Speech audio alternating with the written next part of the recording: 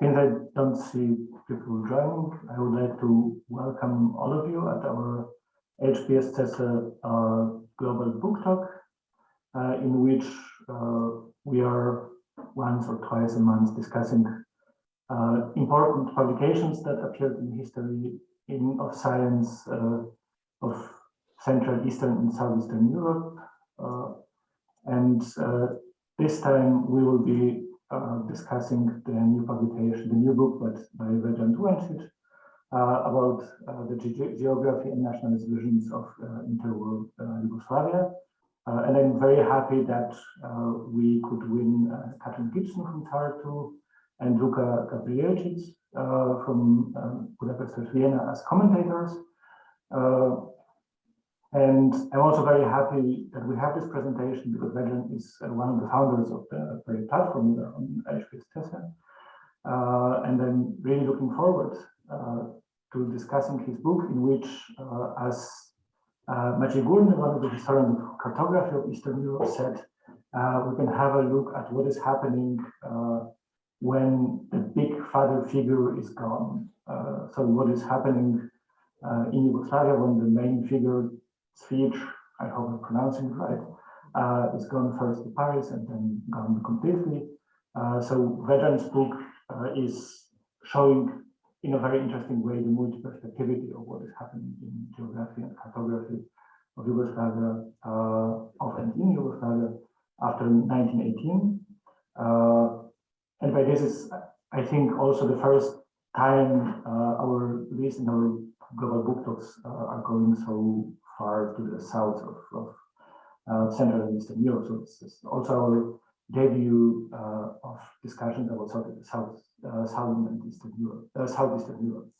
And I'm very happy that Vedran is currently a postdoctoral researcher at the Institute for the History of and Philosophy of Science, the Croatian Academy of Sciences and Arts in Zagreb. And the book we will be discussing and he will be presenting, called Geography and Nationalist Visions of Interwar Yugoslavia, which appeared by Palgrave Macmillan. It's a version of his PhD dissertation, which was defended at the European University Institute in 2016. And I'm very happy that we have two commentators who are joining us. Gibson, who is joining us, as I said, from Tartu, who is a historian of the Russian Empire, and also who defended her dissertation on the imperial geography of the 19th century at the very same institute, European University Institute in Florence in 2019. So she's also an expert in the questions of cartography and practices of empire and drawing the empire and post-imperial history. And as a second commentator, we have Luka Lisjak Gabrijelčič, who is a historian, essayist, and translator, and currently a PhD candidate at the CEU in Vienna/Budapest. As far as I understand, he will be soon defending his PhD. So that's also like the reason for congratulating you, finishing it. And he is also editor of the Slovenian cultural quarterly called Spotia. So welcome all of you and thank you for joining us. And we will proceed as we always proceed with a short presentation by Vedran of his book and its main theses. And then Luka and then Catherine will give their comments. So Vedran, please, the floor is yours. The microphone is mine. Thanks a lot. So first, everyone, thanks for coming. A small notice: since 2 weeks ago or something like that, I'm no longer a postdoc at the Croatian Academy of Sciences. I belong to the most dreaded of categories, the independent scholar, as we say, rather than to call ourselves currently unemployed. Well, the book, yellowish in here, is a final product of something that I started precisely 10 years ago. I think it's actually April 2011. it's a significantly reworked version of my PhD from 2016. As you said, I think I lost about 1/3 of the text and significantly polished the rest of it. And I'm not sure if that's quick or slow. Some people think it's very it's been a quick process. In my eyes, it took forever, and wow, it really wasn't all that quick.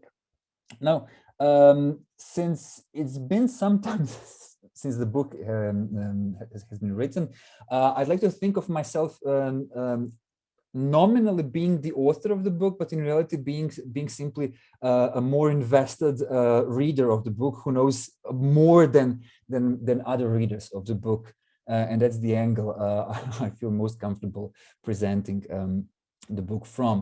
So, in a way of a general introduction, I mean, 10 years is a lot, and as it usually goes, the researching, writing, rewriting of the book has significantly been impacted by developments in other in historiography in general. I mean, if you Googled, for instance, in 2010, if you Googled political geography, history of geography, nationalism, and East Central Europe, you would basically get several hits that are now classics, such as Mark Bessin or Guntram Herb, or maybe Neil Smith.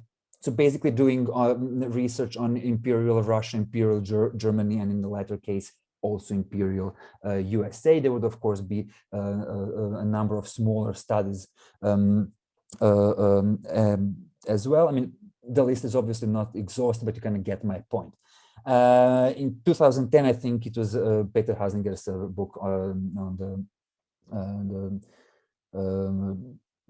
Nationalnom territorium in Czechian political discourse that kind of opened the way to Marburg becoming a kind of a center of a very small sub world of geographers of history in East Central Europe. But I really didn't know that back then. And other developments. So if you repeated the Googling right now, you would encounter a dramatically changed academic landscape. A genuinely exciting field has emerged from it, from Finland to Greece. Not only political conflicts involving geography, but endless similarities, communication, and quarrels among geographers and their ideas are now becoming clearer in this transnational history of geography. This is kind of showing the way well beyond the national confines. Closer to home, during those 10 years, important topics such as history of eugenics, history of race became household topics in historiography on Yugoslavia as well. Although it's not really what my book is all about, what my research was about, the emergence of these new topics and necessarily kind of guided me in rethinking the book. The same goes for the comparative history of fascism, for instance, which at least in Yugoslav case, in the last 10 years, started taking intellectual history ever more seriously. So it kind of also prompted me to rethink some of the terms. And of course, the most obvious one, I don't think it's really possible to talk about geography and imagine and spatial visions in the Balkans without touching upon symbolic geography that Todorova or Diana Miškova and others have made so vastly popular. But kind of this discourse, as I'm going to show, is slightly less symbolic and more grounded in physical terrain. So those were the issues that kind of guided my my years-long process.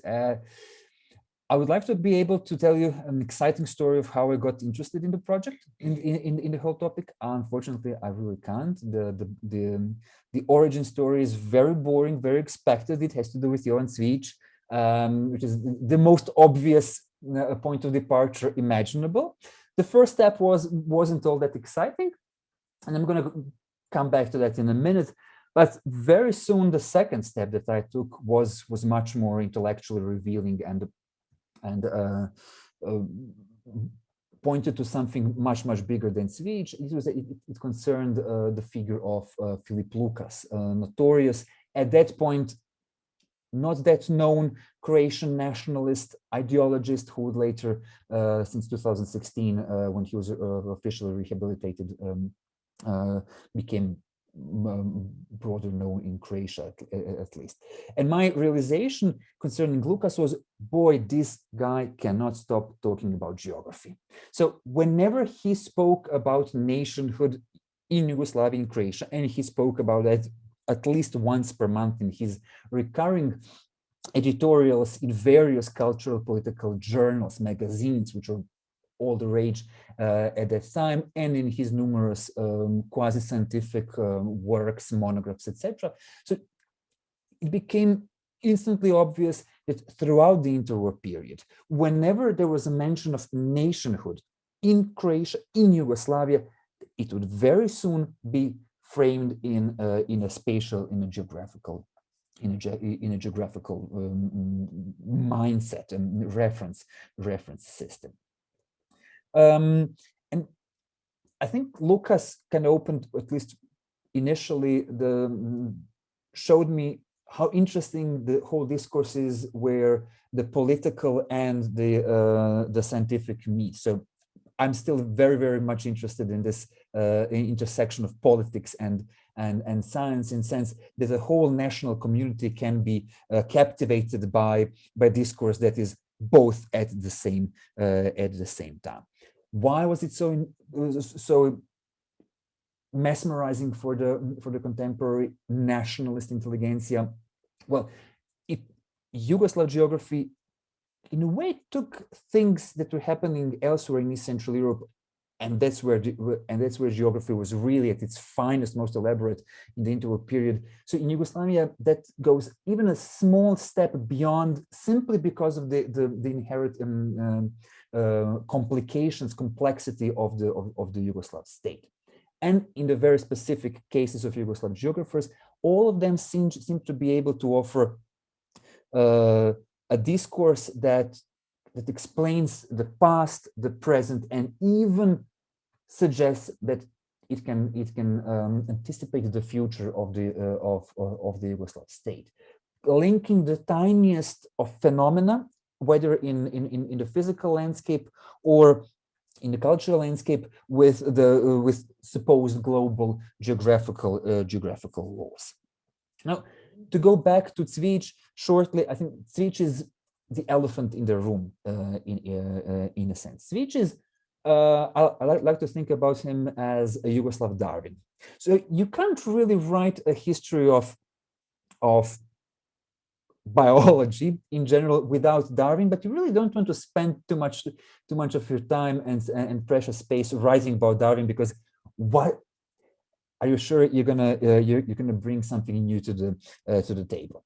Cvijić has been broadly, extensively, and intensively written about, though with a small caveat that a lot of what's being written about is simply repetition of several familiar tropes, etc. Now, he's incredibly fascinating figure, because I'm pretty sure that his works have been talked more about than actually read, and that he offers he has offered a unique opportunity for later commentators to read into his works the later political, nationalist, etc., fears, concerns, and aspirations, rather than reading them from his works. And in a way, of course, there's a whole chapter in the book on Cvijić as an overview of his ideas, which are definitely worth highly interesting and worth knowing about, especially because Cvijić has influenced the entire field in Yugoslavia. What kind of struck me when I started reading beyond Cvijić and took into consideration other Yugoslav geographers is that Cvijić would be best observed as figure in absentia. That's something that Maciej has a month or so ago pointed to. Cvijić is at the same time is present and absent, both physically and as we would say in intellectual sense as a reference. So between 1915 and 1919, in the formative period of Yugoslav history, he's not really in Yugoslavia. He is in London, Switzerland, and then most importantly in Paris. In this intellectual sense of borrowings and transfers, what struck me as fascinating is that Cvijić's works were always kind of mentioned as classics of our geography, even in, let's say, 1920. And I'm not sure that people who said it actually read his work. And it's a strange way of kind of having to account for what Cvijić said about Yugoslav geography and ability to circumvent him. When we speak about the ideas of Yugoslav, let's say, of creating a sense of Yugoslav state, I approached it as a dual process, abroad and home. In Paris, which is definitely important, but I think the literature has overstated the importance of the Paris Peace Treaty and Cvijić's contribution there, because in the end it was largely a strictly political affair, and the continuation of what Cvijić has set up until 1918 by creation in Yugoslav geographers throughout the 1920s and 1930s. So we have two sides to it. We also have, so I mean, this duality goes further. It's for whom? Is it for international audience, as Cvijić has written, in French for Entente policymakers, or for Yugoslavs themselves?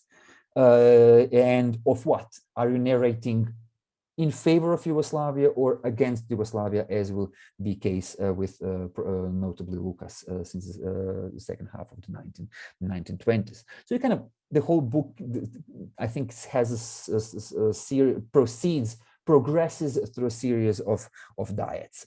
So Cvijić, in a sense, appears as a figura in absentia, especially because after 1920-21, he kind of goes back to his first love, to his first professional orientation, which is geomorphology, physical geography, and kind of leaves the field open for commentators, some of which are continuing his work and some of which are questioning it. And what I like to think I managed was to bring the whole story on a Yugoslav level. So I took in, it's not Serbo-Croatian conflict because there is a significant portion of the story is dedicated to Slovene geographers, which were in a way my favorite because they weren't as prone to political exaggerations as Lucas was, and if I had to choose my favorite, I would say it would be Melik, the towering figure of Slovene geography in the 20th century. Now, the key word, I think, at least in the one of key words of the book would be narration. And I know there's a lot of historiography going on. A lot of people are invested in rethinking 1918 as an endpoint of one era and the beginning of another era, which in my case, in the case of my sources, wasn't really all that applicable.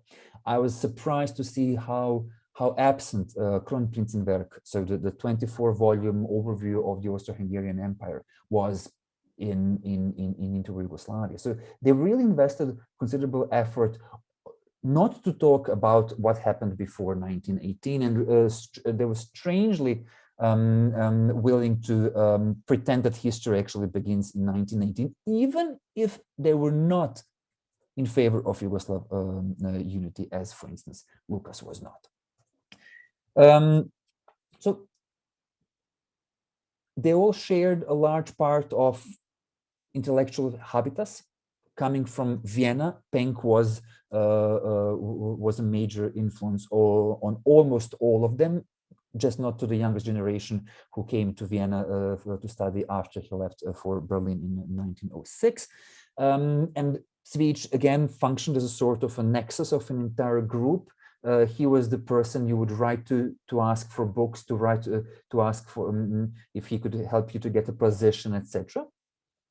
So there is a lot of shared, there's an element of shared experience, but at the same time they speak occasionally strangely different scientific and political languages. So they, referring to Penck, they would say different things in the end. What they all agreed was not that surprising. So it was a set of bullet points basically that they all found unproblematic. Yugoslavia lacks strong natural boundaries, which is a big problem in the interwar period when everyone is obsessed with reliable, strong boundaries that could allow for a defense of the country. Internally, the country is fragmented. And it's not only fragmented in the historical sense, as we know that it was a rich mosaic of different cultural civilizations and whatever. It was fragmented in a sense of physical geography. And this fragmentation, the explanation goes, didn't allow for a unification of Yugoslav lands by a political entity whose center was within the Balkans. Yes, it could have been united by either Turks or Austrians or the Roman Empire, because they were not Balkan entity in themselves. Already in the mid 1920s, kind of disagreements begin, and Lucas is the one who is starting this, who's going to show the direction of an anti-Yugoslav geography, and he does that in a remarkable way. I mean, he was incredibly successful in his attempts to geopolitically educate the Croatian nation, the Croatian nationalist intelligentsia, at least. I mean, what Karl Haushofer wanted to do, there was this obscure guy in Croatia who basically did that, because he was able to use the infrastructure of a main cultural association in the country, its periodicals, its meetings, its vast publishing network, to act as a scientist cum politician who got the message across. Most importantly, he uses the same language in the early 1920s to construct Yugoslavia as a coherent unity, and then since the 1920s, end of 1920s, to deconstruct it. So an entire chapter is dedicated especially to him in the 1930s and his struggle to define what actually Croatian nationhood means in spatial terms.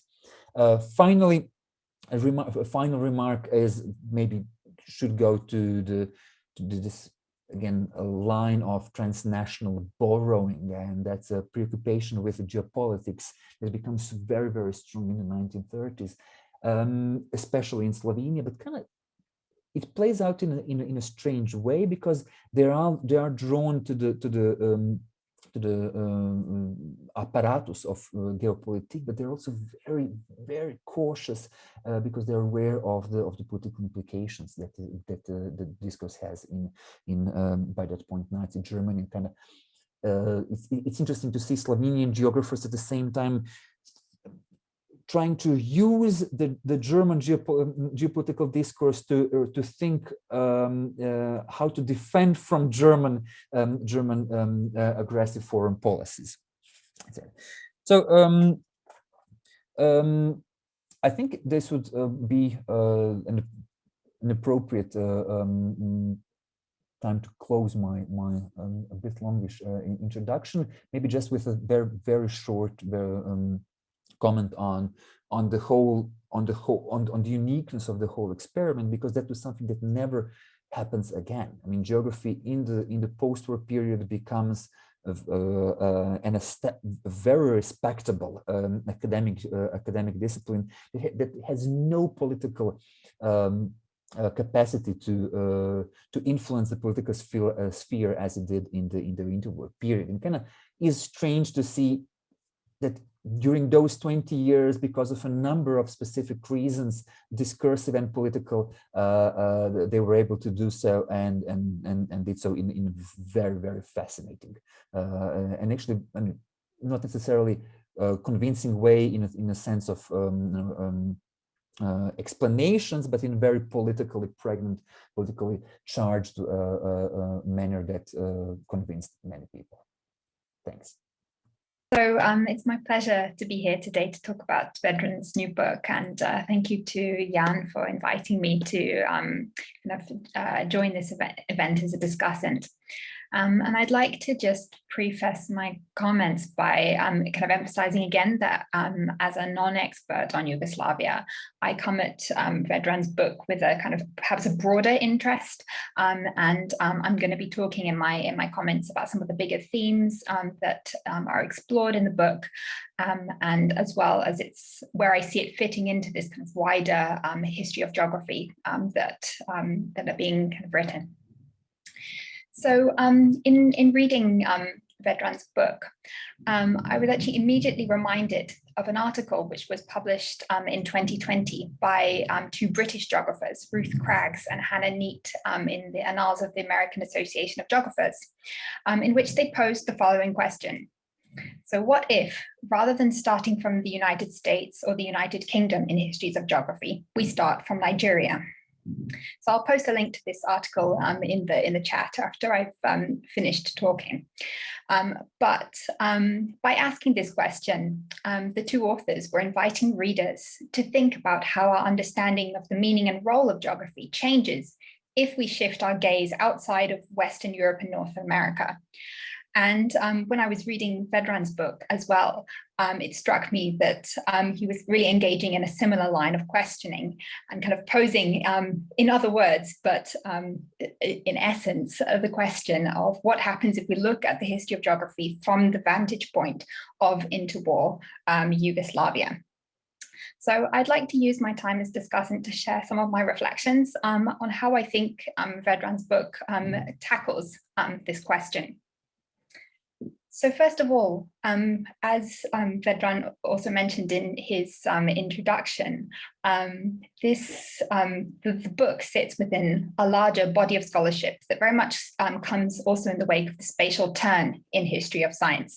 So not just in geography, but also history of science more generally. And I'm thinking in particular of these canonical works by David Livingstone, looking at how locality shapes the nature of scientific knowledge produced in a particular place.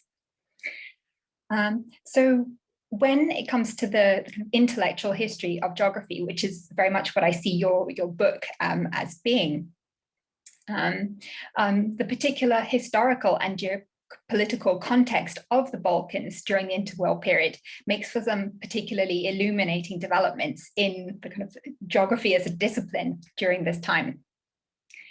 So again, maybe this comes from my own research, which has primarily focused on the Baltic states. But what really struck me is that unlike in many of the other new states which emerged on the post-war map of Europe, geography in Yugoslavia was not only used as an instrument of nationalization, of nationalism, but actually had to contend with two different and very often competing scales of analysis. So we had the Yugoslav on the one hand, and then on the other hand, what you call the particular, that is the Serbian, Croatian, Slovenian. And I think what your book does really well is to persuasively show how the very meaning of geography as a discipline in this region was shaped by the debates by Yugoslav geographers about how to tackle and to explore the relationship between these two roles of geography. So, and this influenced both the kind of content of what they understood the discipline to be, so this kind of balancing between the physical and the human geography, which you discuss, and also the socio-political role of geography in relation to these kind of different geopolitical projects. So you paint in the book a very vivid picture of the intellectual life of these geographers who were distributed across multiple centers so Belgrade, Zagreb, Ljubljana. And in each of these places and in each of the geographers that you look at, we see a kind of specific blend of the physical and the human geography emerging in their work to support kind of particular individual arguments of each of the geographers, but also kind of place-specific arguments related to where they were located in Yugoslavia. So I think this is a kind of a really important reminder for those of us that also work on kind of regions in Central and Southeast Europe, where the kind of alleged self-proclaimed nation state monopolized geography in these years, to kind of remind us that maybe there are also other regional or sub-national geographical projects underway, but which have thus far perhaps been overlooked. The second big kind of takeaway that I got from your book was concerning the political uses of geography. And this is something which is kind of really one of the main themes of your book.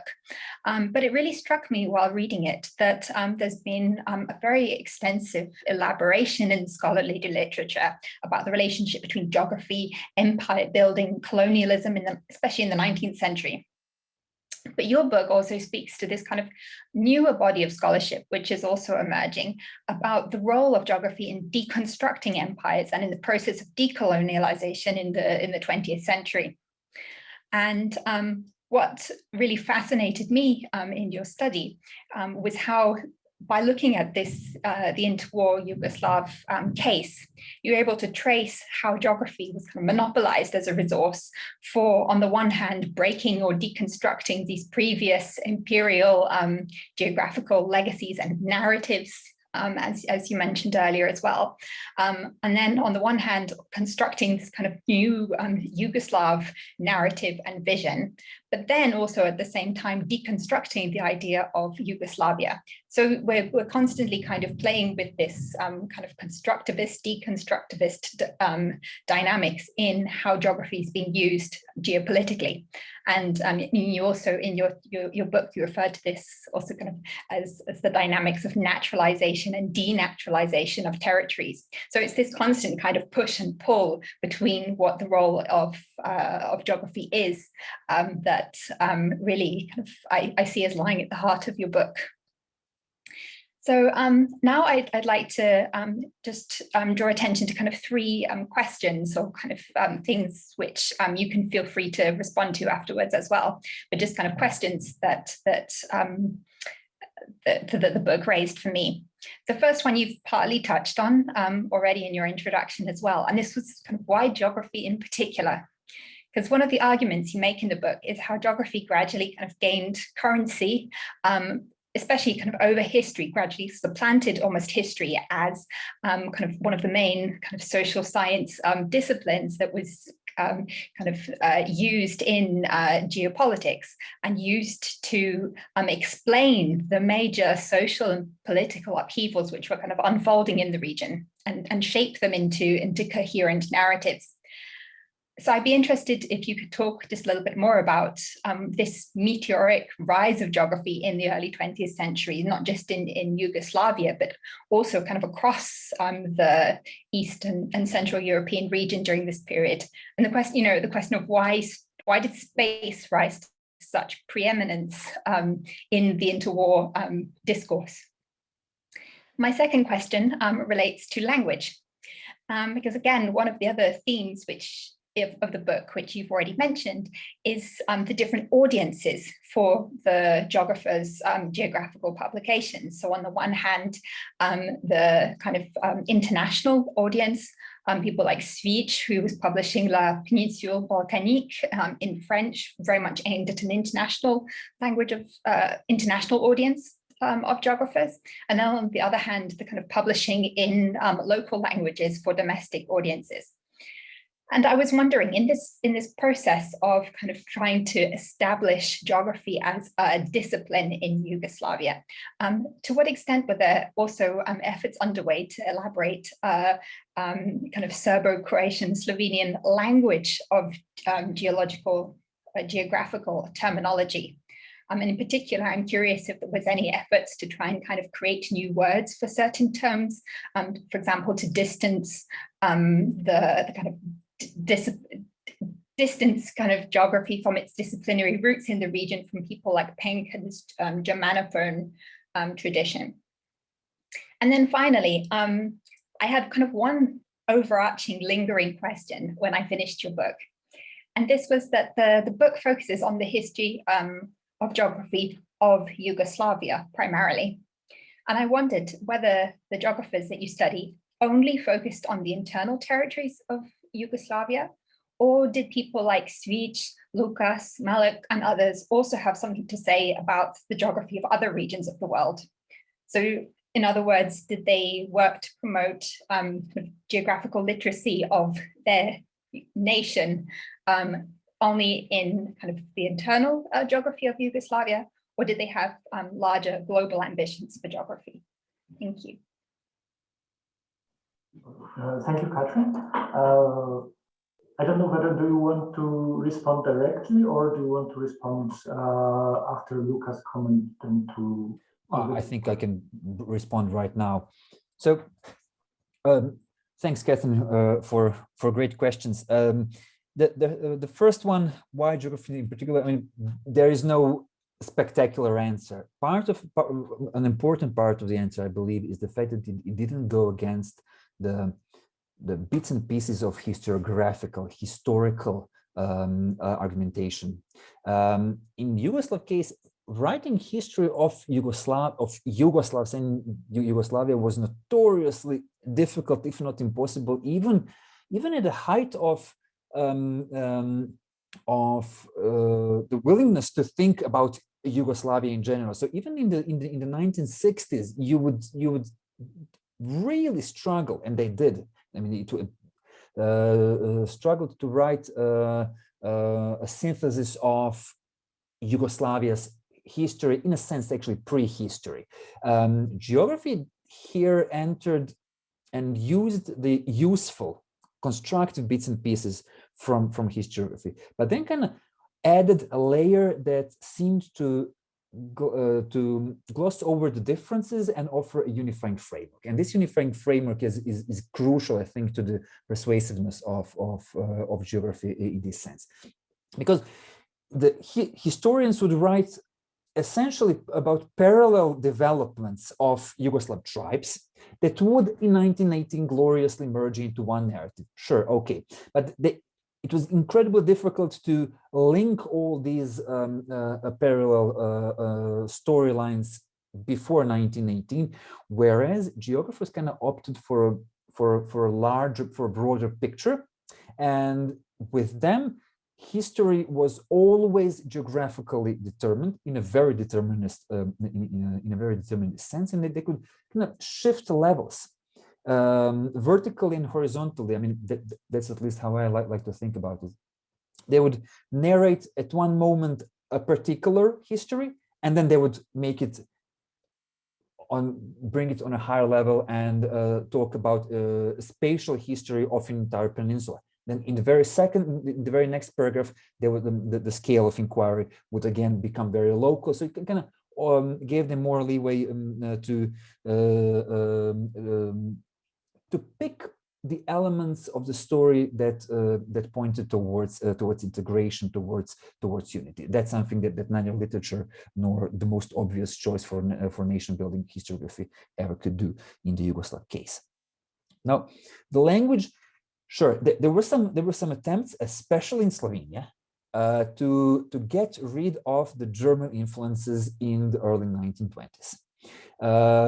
They were allergic to misspellings of the toponyms, especially when Germans would try to use the Slovenian word for a place and then misspell it, but that never became kind of a project on its own.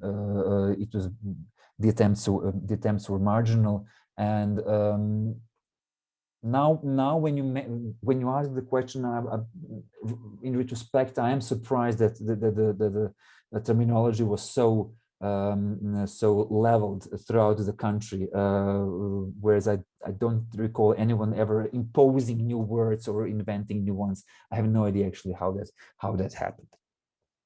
And the third question only of Yugoslavia, well, there is at one point in one of the chapters I kind of compare the ways of teaching at universities, because that was connected to their experience. Cvijić is well known for teaching about what he saw personally. So Cvijić conducted numerous research trips across the Balkan Peninsula, and as far as I think Norway. At one point he has the lengthy digression into the Norway's fjords and how they compare to Yugoslavia's geomorphology, I think. Kind of in Zagreb, the teaching of geography would be very much on the level of Wikipedia, basically. So facts about the size, about the economy, about very, very in a way pedestrian information. In Serbia and Belgrade, information would be what the great master Cvijić has seen with his own eyes. Lukas is the one who introduces a shift, and that's why he was incredibly persuasive, because he, unlike Cvijić, he has a proclivity to philosophize.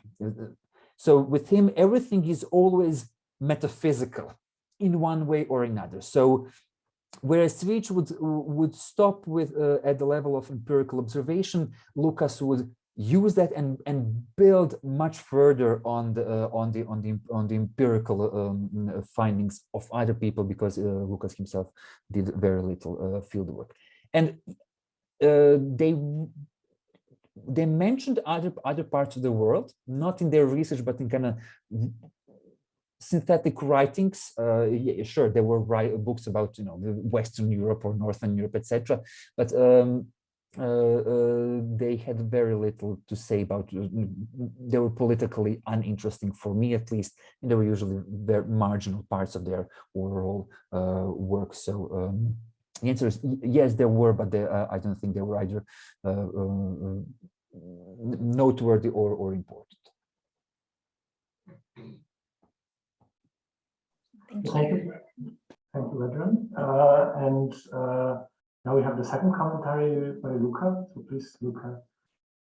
So I was saying that I first of all thank you for inviting me to this book launch. I was very happy and pleased to be able to read this book, because I do think, and it's not just this, let's say, conventional praise. I do think that it actually covers and discusses a very important part, partially forgotten part in the history of Yugoslav and Southeastern European history of intellectual thought. Because it's, in a way, it's paradoxical, yes. We all knew that geography, the language, the geographical language of discussing collective identities was very prominent in the Yugoslav space for the reason that Vedran just enumerated. It was the most convenient, especially for the immediate post-war period, as a specific language in which to narrate the emerging collective identity. Yet, precisely for the reasons that Vedran pointed out, there was a certain lack of research about this topic. Cvijić loomed large, especially because of his reception abroad in the West, especially the Brodelian reception and how it was then picked up by the Annales School. That was very important. And nobody actually bothered then to actually study the, let's say, the everything that lay beyond this tip of the intellectual iceberg.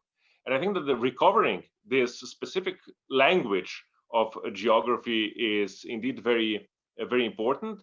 And it was kind of amusing for me, because I just shortly before the pandemic, I was discussing precisely in a conference this issue. I presented a paper on Slovenian historiography in the interwar period and how it kind of negotiated the Yugoslav identity and the Slovenian identity. And I noticed that there was an emergence, a very strong emergence with some historians of a specific geopolitical language, or broadly speaking, of a geographical language. And I guessed, I hinted that it might have come from the influence of Cvic, but it was unable to reconstruct how it actually came about. Where did it come from?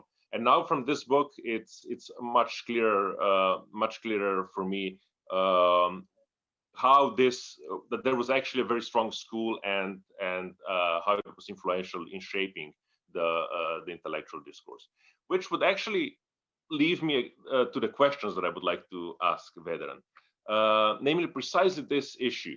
You made a very good summary of, let's say, internal discussions in this Yugoslav geographical school or interconnected schools that of the 1920s and 1930s. But I would be interested in hearing from you also how this, let's say, the reception of this language, how this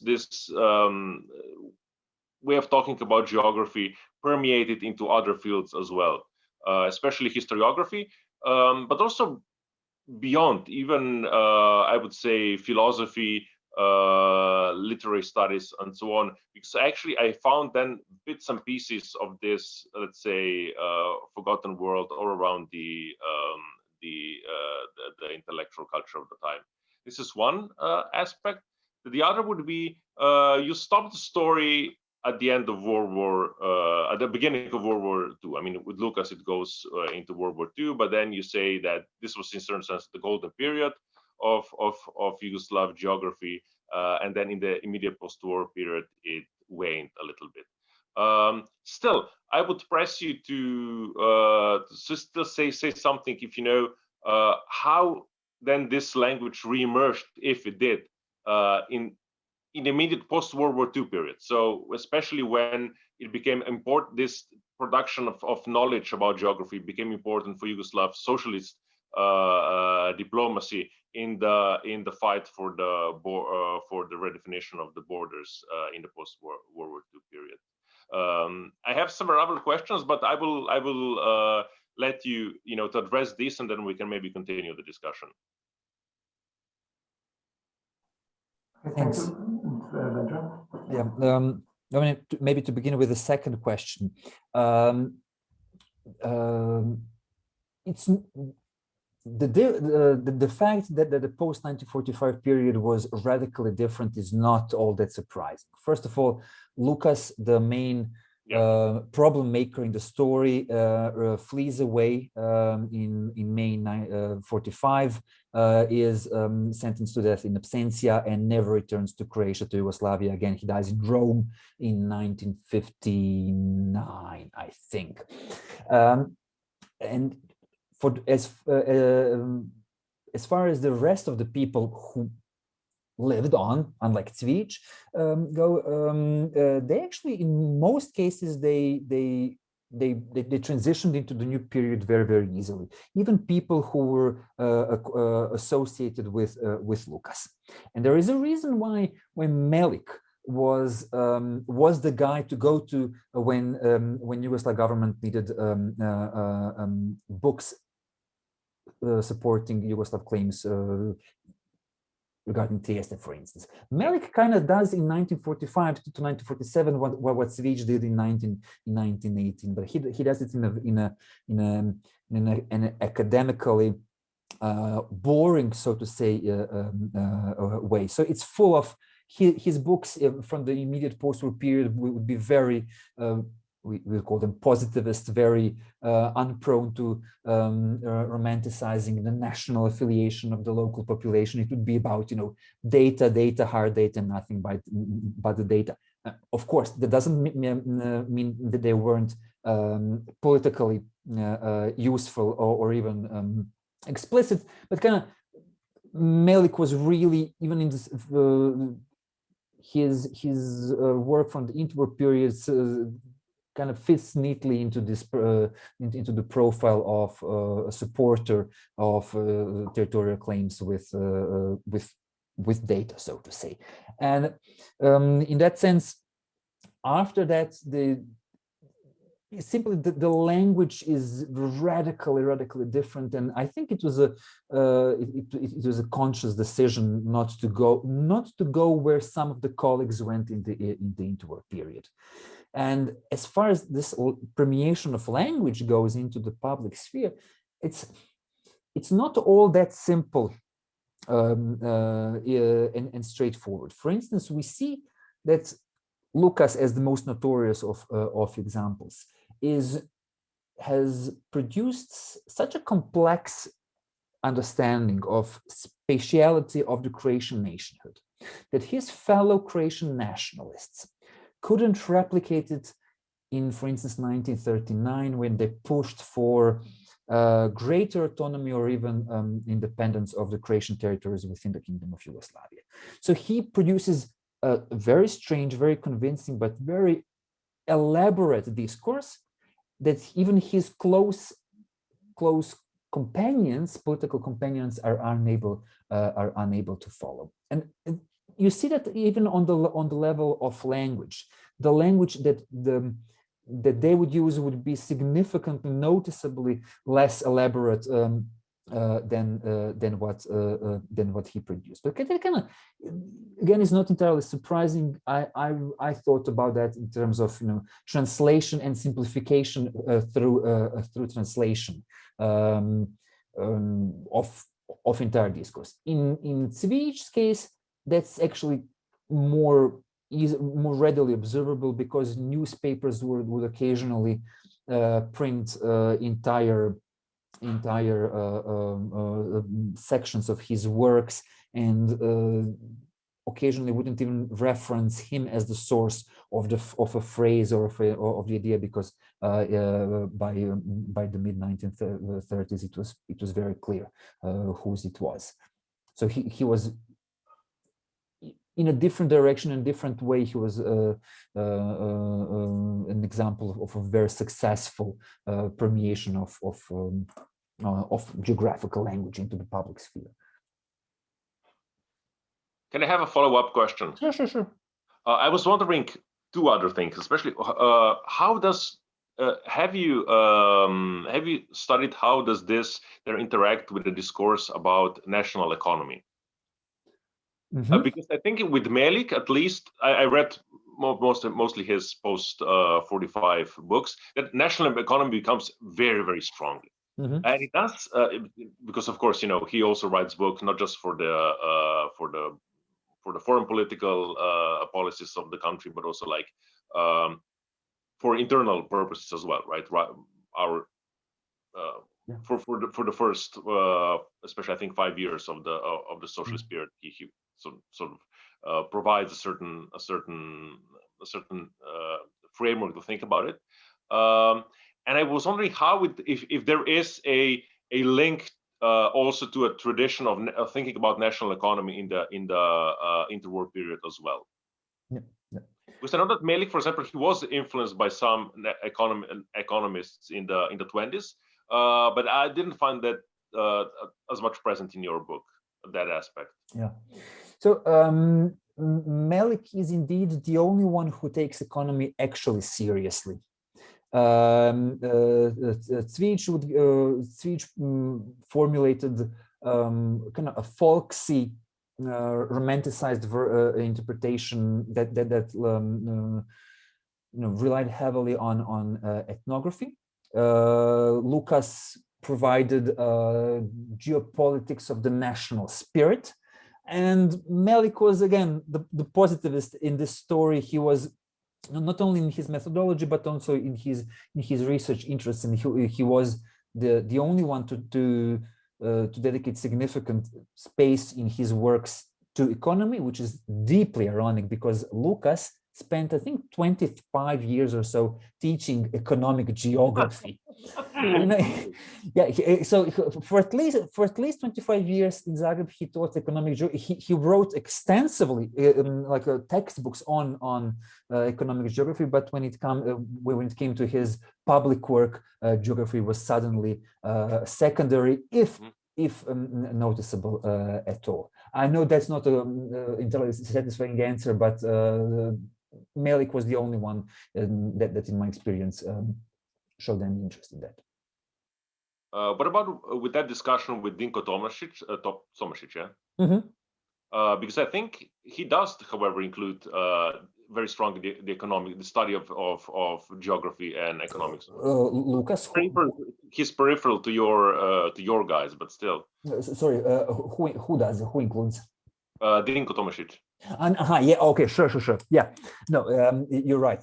I'm not actually taking him as a geographer because not only because of his degree, because of his training, but because of his line of narration. He in my interpretation belongs to the other side, to the pure ethnographers, so to say, who were connected in the 1930s with the Croatian peasant movement. So with him, economy really comes to the foreground, but then his entire argumentation is not geographical. It's a combination of mentality studies, ethnography, and some economy. You are right, though. So sure. What I found interesting in a certain sense that there is a certain geographical language developing, and there are then peripheral thinkers, peripheral authors that are taking bits and pieces out of it, and becomes a sort of kind of a common language in which, like, also other people who come from other traditions can interact with, right? Yeah. This is what I really found interesting in your text. There was another question I wanted to ask you, especially regarding Lucas. Have you checked the influences also from other Southeastern European countries? For example, like this sort of metaphysical geography that Lucas engages in, it's kind of very reminiscent with some Romanian works at the time, like Yorga, but also like people who are to the, let's say, to the right of Yorga. This kind of a mixing of a certain mystical understanding of national essence with geography. It's not, I think it's not so strong with Lucas as is with the Romanians, but I'm interested if there is any direct influence, or it's connected through, I don't know, German sources or maybe even French, I don't know. Well, at one point, I entertained the possibility of including Bulgarian and Romanian sources as an attempt of a larger comparative picture. But there were the obvious connections were basically non-existent. Very, very few connections, for instance, with Bulgarian intellectuals in general. Lucas was a funny guy in the sense that he actually left clues as to where he learned a thing or two. He was very prone of saying, as a renowned person A said. So he liked to show off that, look at me, I'm reading the state of the art literature. So would say, so with him, sometimes it's relatively easy to draw lines either to Germans, to Austrians, to Italians, etc. And one of the reasons why I don't think he actually read a lot of either Romanians or Bulgarians was that they were on the wrong side of the very important division that he observed in the world, and that was the division between the Catholics and the Orthodox world. And I don't really see him reading much about much literature written by the Orthodox civilization, as he would call it. So the answer is not really no. We have a question from Stephen, right? It's a longish one. Exactly. So maybe I will read it then. So that so it's from Stephen Seal. I'm wondering about the extent to which you think the human geographers, race and anthropogeography, in the Razzella tradition versus earth scientists, geomorphologists in the Penck or Richthofen tradition, or climatologists, tend to drift together or apart in the 1920s. They are united in their geopolitics of territorial divisions, therefore inclined towards the historical geography. Are they generally stateside and provincial, or creating academic networks transnationally and more broadly in the travels far outside their spatially imagined states. I wonder about the relationship between these specific men. That is Stephen's thing. It's a great demanding question. Part of the answer, I think, Dan Lukic would be better suited to give than me. Dan has written a PhD about a similar, a joint part of the story to mine. Geologists, physical geographers and geologists at the end of the 19th and the beginning of the 20th century. So part of the answer, he can correct me if I err in something. In the 1920s, okay, so in the Yugoslav context, strict separation is relatively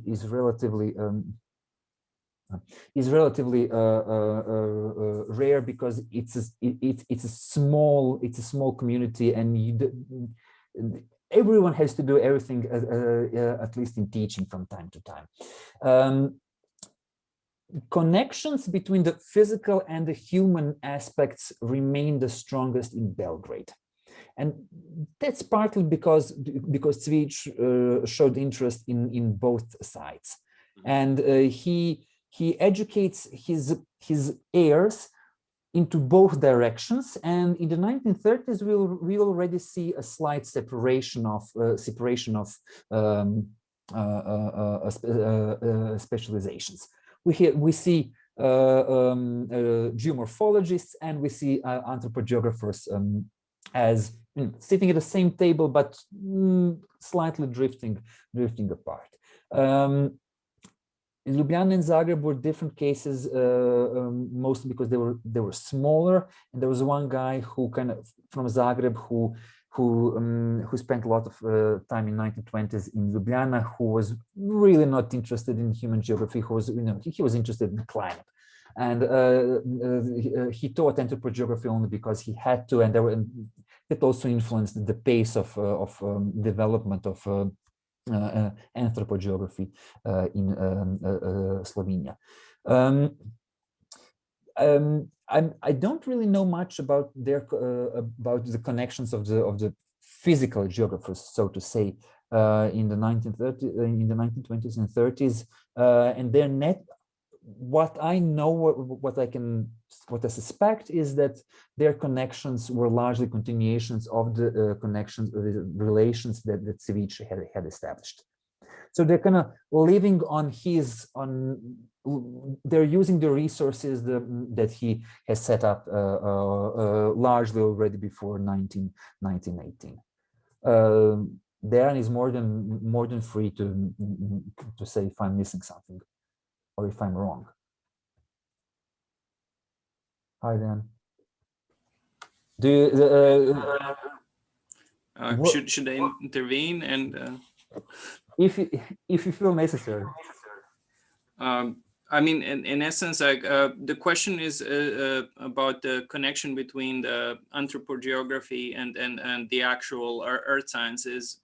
I would say like that in practice, geologists, mineralogists, and geographers from the late 19th century, early 20th century in that region are more or less doing the same job in the field when it comes to examination of the earth. So whether going to various cross sections, transversal journeys, mapping the areas, they're more or less having, from the perspective of earth science, the same practices. The differences between various geologists and mineralogists from geographers, in essence, at the time, at least in the Yugoslav region, what happened afterwards. Generally, all the specimens would be taken to the laboratory if someone was a mineralogist / geologist, and geographers generally, when they came back home, they compared the notes they conducted at the same time about ethnography and population. And there was a very, how to say, strangely very frequent inclination of people who were studying geomorphology to do ethnography at the same time. And it was quite common, like even on an international level. For example, Emmanuel de Marton would be one of the most significant names, but at the same time, there was Cvic actually had a tendency of teaching his own students to conduct two different kind of surveys at the same time. If you're crossing a region, map the region, investigate all the cross sections, but at the same time you may talk with the peasants in the villages and, you know, conduct some kind of ethnographic studies. And Cvic generally taught his own students in Belgrade to do both kind of surveys at the same time and establish some kind of geopolitical connections. And he had a tendency of doing these kind of things, and it was quite common, quite Ratzellian, and I mean, with Cvic and generally these kind of schools, the influence of Ratzel was quite big. So I would say like these kind of connections between geomorphology and ethnography were on a large scale. Like so practically this was how they were taught that geography should look like. Mm-hmm. And well, I think that Duančić was the last one who taught anthropogeography in Belgrade until 1960s. When he retired, this whole school was closed, but until the 1960s these kind of connections were quite strong, so they maintained strong through that period. But yeah, thanks.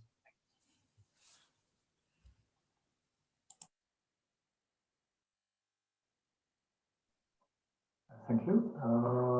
And I'm inviting everyone to raise your hand or unmute yourself and ask questions.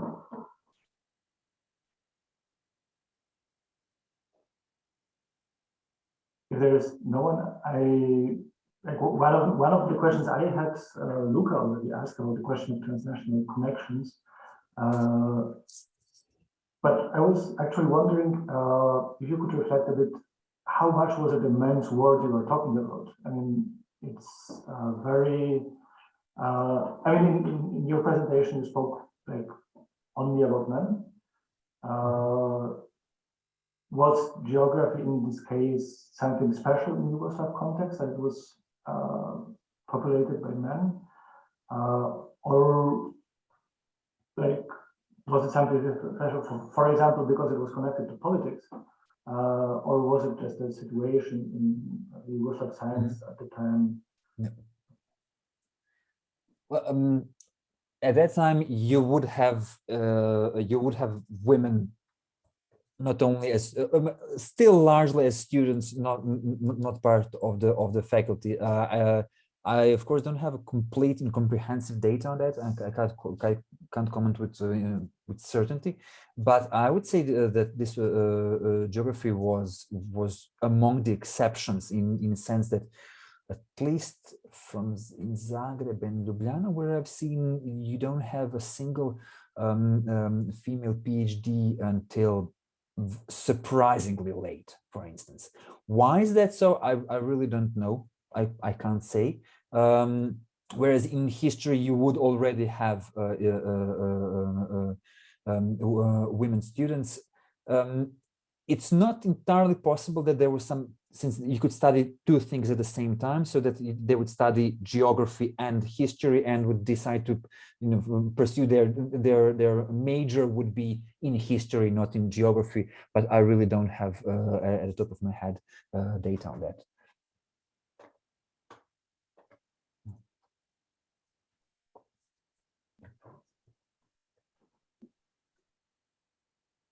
Still inviting everyone to join and ask questions. Catherine? Yeah, I can jump in with another question. So it's something that you just briefly touch on in the book, which is why I didn't address it at the beginning. But if we have some time here, I'm going to ask for personal reasons, because it's something I'm quite interested as well in my work on Russian imperial and geography in the Baltic. And this is about how these ideas, which were circulating very much among the intelligentsia, among these kind of scholars and kind of well-respected academicians or political figures, and how these ideas filtered down, for example, into school books and into kind of newspapers and the popular press. Do you see that them having a kind of big impact, or what is the kind of pace of change of this impact about these new kind of geographical discourses being produced? So can you say something about that? Did you kind of encounter any examples in your research? I mean, you mentioned school textbooks, which were a great source of frustration for me at one point, because the discourses were largely separate, surprisingly separate. Some of them really did write at the same time this highly politically charged monographs or articles in this political cultural journals and school textbooks, especially for gymnasia. But if you didn't know that they were written by the same person, you would have never guessed. The part of the reason is that the school textbooks were heavily controlled, and you really couldn't write anything that you wanted in there. So they were, in a sense, cautious, especially those who were against the Yugoslav cause. They were cautious where they could say what. And even Lukas, when he wrote for schools, the tone would be very restrained in comparison to what he would write in kind of general magazines, for instance. So in that sense, you see multiple discourses. That's not to say, however, that the school textbooks weren't also politically very explicit. Long time ago, Charles Jelavić conducted a very thorough examination regarding history and geography in school textbooks in Serbia before 1918 and everywhere shortly after 1918 to kind of look for the clues of what the children were taught. And yeah, I mean, it was very political as well. But in comparison to when you compare the intricacies of argumentation, the apparatus they use, clearly those were two different worlds. Plus, most importantly, the anti-regime voices were efficiently barred from entering not only schools but also largely universities. Thank you. Maybe I can just ask something kind of follow up. I mean, who is also kind of responsible for financing both the kind of publications by the geographers and, you know, for example, these school books? I mean, you mentioned that the school books were kind of closely regulated. So was this by the Ministry of Education? Did it come from that side? And, you know, I'm thinking you write a lot about Lukas and his kind of he was very much a kind of public facing geographer as opposed to some of the others that you talk about, which were kind of much more scholarly in their approach.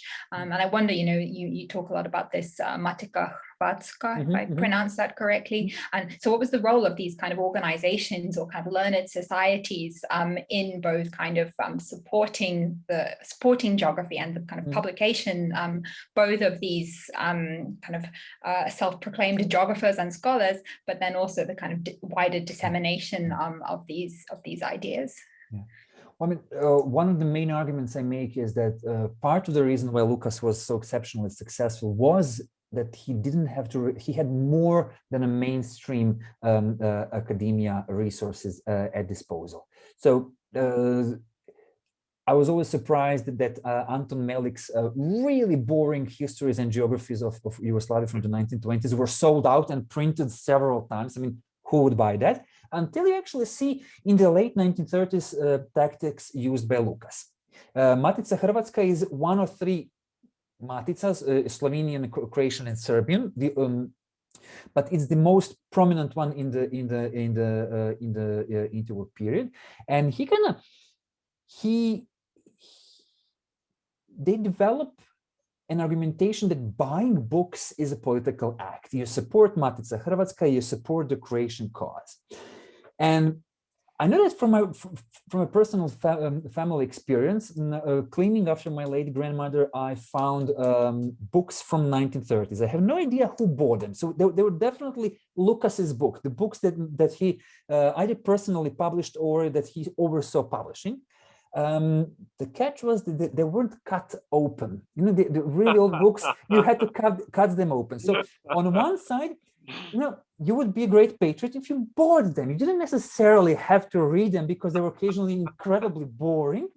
But, you know, someone in my family obviously at one point thought, okay, it's worth giving some money for. We're supporting the whatever we're supporting. And they never read it.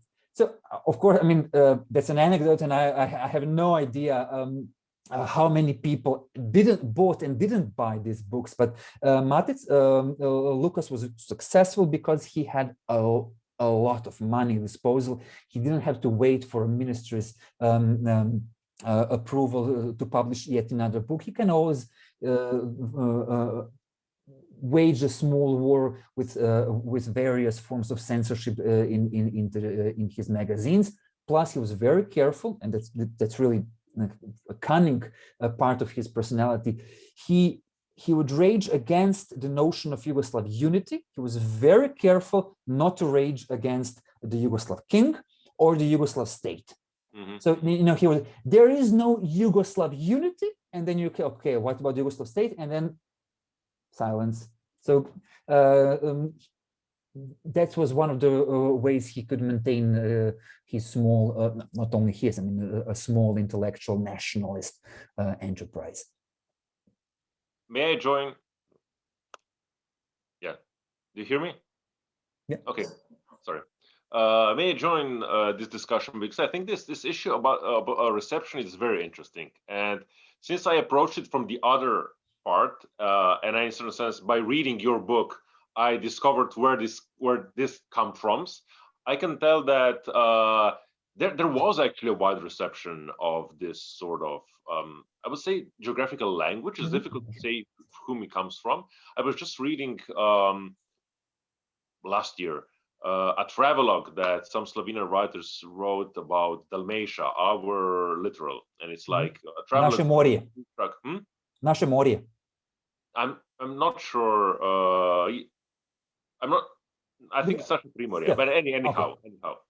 And there you find, like, for a travel, like, amazingly extensive discussions about, you know, morphology of the land, how the land influences human settlement, almost like Brodelian, right? And that was actually printed and for a very broad public. So you do find that there is a kind of proliferation of this sort of geographical language in places you wouldn't actually necessarily expect it. And that brings me back to my question that you kind of avoided. But I'm also interested how much it also like proliferated in other disciplines, in connected disciplines, in historiography especially, and especially in Croatian and Serbian historiography, because I'm a little bit familiar in the Slovenian one, but I haven't encountered it so much in the Croatian and Serbian historiography. I mean, like, how do historians write their books? Do they start? Do you see that there is a change between the 1920s and 1930s, that they start including these geographical arguments about, you know, what is possible, how, you know, what are the geographical preconditions of certain developments into their work? Because in Slovenia, you see with Kos, this becomes very strong, like especially from between 29 and 33, this becomes a sort of a type of way of narrating historical causality, so to say, that was not present so much before, and then suddenly becomes very, very kind of a very prominent feature. It was Grafenauer, I think, was just a second. Grafenauer was probably the best example of what you're looking for. I mean, it wasn't necessarily a Yugoslav thing. If you look into, I don't know, German or Weltgeschichte will begin with a section on Weltgeographie. You know, even if you're not really writing a geography of the world, you will somewhere put the framework, and it will be in a at least implicitly determinist tone. Mind you said Brodelian reception of Cvic several times, which you're not entirely wrong, but I just want to remind you that Cvic he came to Paris. He gave lectures at the Sorbonne. No, Paul Vidal de la Blache was still alive, the founder of the French possibilist school that was supposedly opposed to the Ratzelian determinists. And this guy from Serbia, gives them a talk which is in French, but when it comes to content, it's in German. And I think that must have been an insane experience for students, because he's praising the French geography right there. And most of the things that he says are not French, are a spin-off, a mitigated version of the Russellian paradigm, and he does that in 1916, 1917, and I think that must have been an insane experience for everyone in the room. This is very typical. You find it in historiography as well. There's a huge migration of, let's say, German scholarship into French, French one in the interwar period. It was in the 1960s, and later that it became important that that his legacy is kind of washed of all determinism and is made closer to the socialist, even to the dialectical paradigm. So his French connections are largely fabricated since the 1960s and even 1970s. And Lucien Febvre picked up that in 1920s. He really hated his book. Fernand Braudel might have liked it, but the other one, the other father of the analysis, was like, no, this is determinism, this is German, this is not good. Just a small side note.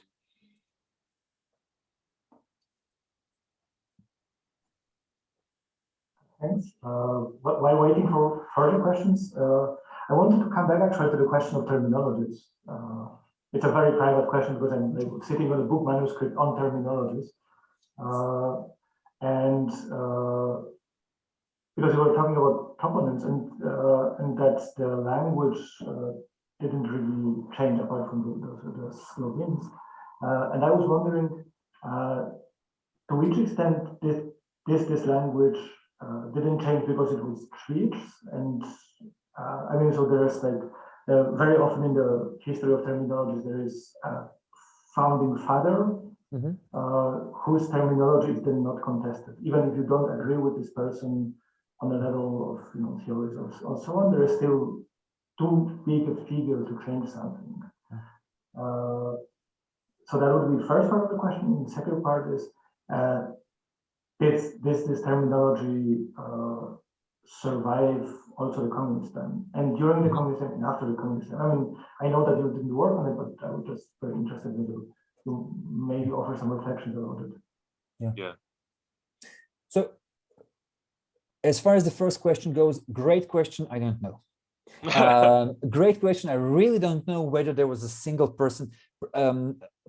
Parts of it would probably have been inherited from the 1980s, because in both in Croatian and Serbian case, there were pre-Yugoslav geographers, of course, who Karic in Serbia, and even the Croatian historian / geographer Klajić. From 1880s, they kind of, I think the language, the terminology was set already then. I don't know if there was a single, founding father who kind of operated across the imperial borders. We don't know. Regarding the second question, it endures, especially in Cvijić's case, it endures, and I think it even.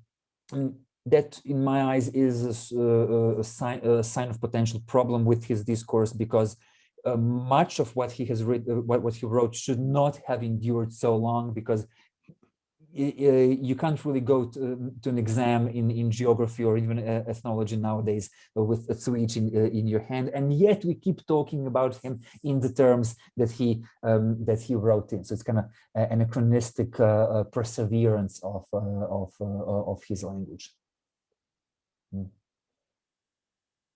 And just maybe as a small anecdote, I think in Austria, still the atlas which is used is the Atlas of Blasius Kozel, which is the atlas which is from the 40s, I think, 1840s. Of course, it's like edition number 70-something, but I mean, it's still there in a way. Of course, it's a written tradition. But there is still some reference, so maybe with species, it could be something very similar.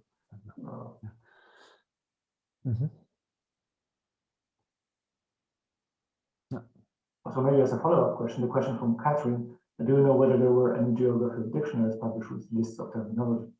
No.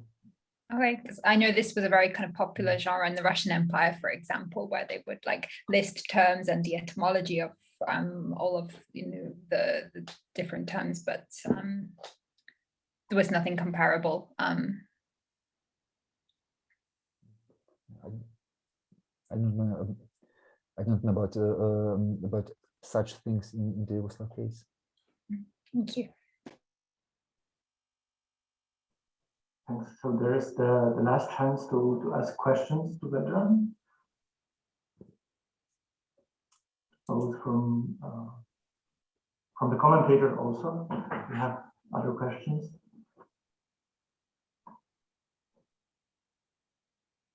If not, then I will say thank you once more to Vedran for writing the book and letting us discuss it, and to Catherine and to Luka for discussing it with us, and for everyone for joining and watching it and asking questions. And thank you once more, and have a great Friday evening or Friday day, depending on where you are. And hopefully see you around on our other discussions in HPS.CESEE.